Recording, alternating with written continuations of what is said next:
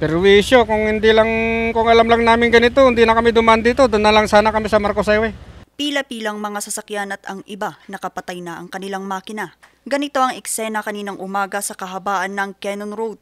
Ito'y dahil sa pagbubuhos ng semento na bubong sa itinatayong rock sheds sa kahabaan ng Comfort 2 Babinguet. Dahil dito, pansamantalang pinatigil ang mga sasakyan kapag nagbubuhos.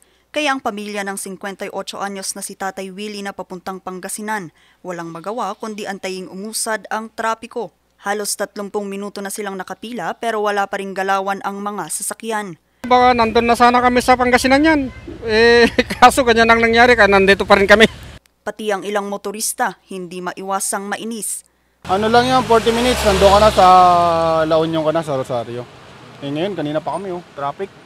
Ang problema nito, walang pabalik pa akit ng Baguio. Hindi natin alam kung anong meron sa dulo.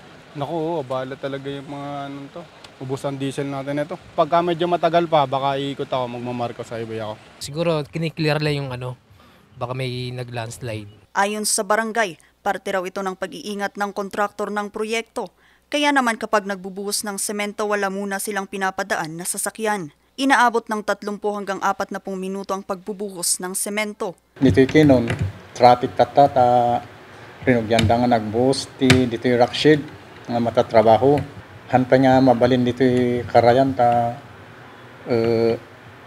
anda mararamid mo't lang retaining wall.